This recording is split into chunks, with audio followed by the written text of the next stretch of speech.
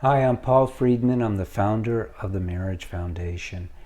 And I've been doing this for over 20 years. I used to be a divorce mediator, but now we are saving so many marriages with our courses, our books, our videos, and it's so fulfilling.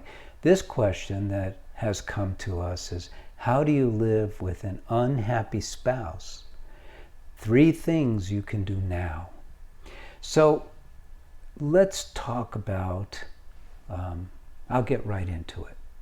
Number 1, you can rise above their unhappiness with understanding joy.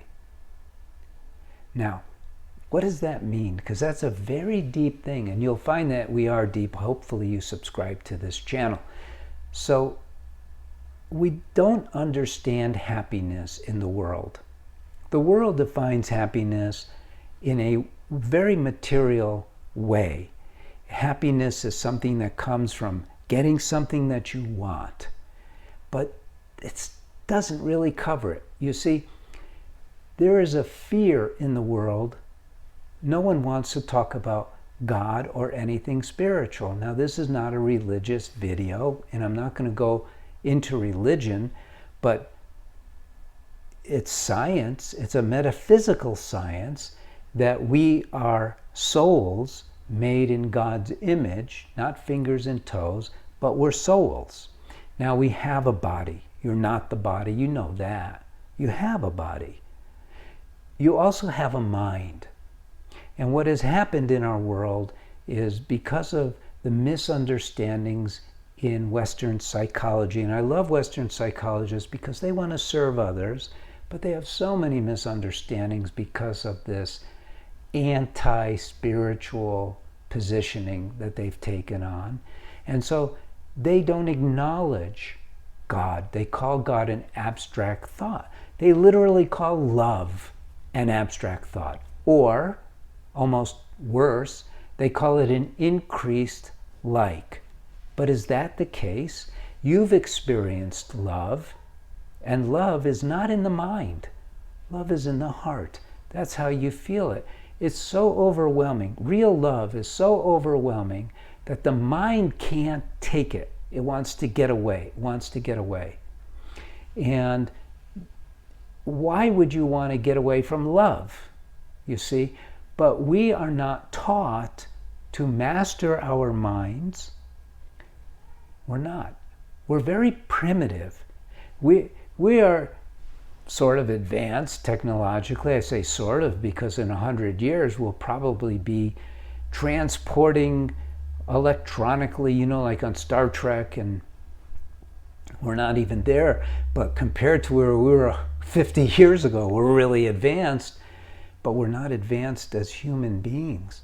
So we don't have an understanding. We have relied on dogma within religion to tell us how to think about God.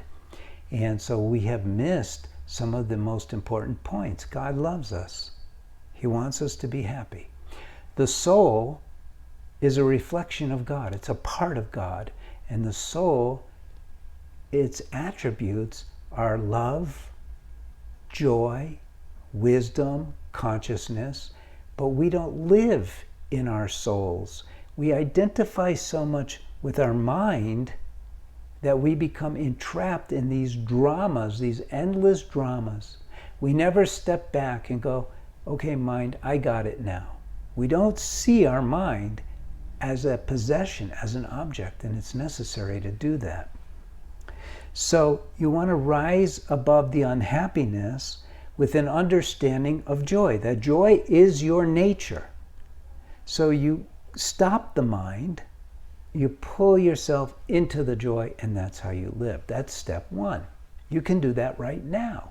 You don't have to identify with their unhappiness. Number 2, be loving and compassionate without jumping into the hole they dug themselves into. It's a choice. We have free will. And yes, we feel tremendously sorry for those who are suffering, like your spouse is suffering. And we want to be compassionate, but we don't want to become entangled in what's making them miserable. And so we have to rely on this understanding of joy and lift ourselves into that joy. And because we love them, we want to be compassionate and understanding without getting immersed in their stuff. So that's number 2. Number 3, we learn to love them unconditionally. And then when we are living on that higher plane of consciousness, because that's what that is, then we can be very compassionate, very understanding, but we become love. You know, there's an expression, Lord, let me be an instrument of thy peace. And God answers, in order for that to happen, you have to become peace. And the same with love. These are very high teachings that we have at the Marriage Foundation. I hope you can appreciate that, and I hope you're already subscribing. And we're starting to train with an online course more counselors so that we can start being on the ground. But we have it all now. You could come to our website, you could read the books, you could keep watching these videos by subscribing. You can get one of the courses. They're very affordable, one for men and one for women. And you can have so much joy in your marriage, and that will rub off. Your spouse will start to understand that they're missing something and want what you want what you have. So I hope you liked this video. I hope it helped you. You can always write to a counselor. It's a free service. You just go to our website and you go to Ask a Counselor, and they'll give you a good answer. I'm Paul Friedman. I founded the Marriage Foundation. We're a nonprofit. We're here to serve you, to help you have an amazing marriage. That's our whole thing. We don't do all these other psychological things, although most of our counselors are licensed as psychologists. We're here to help you with marriage and marriage alone. And of course, that means premarital and all that too. God bless you. Thank you. Take care.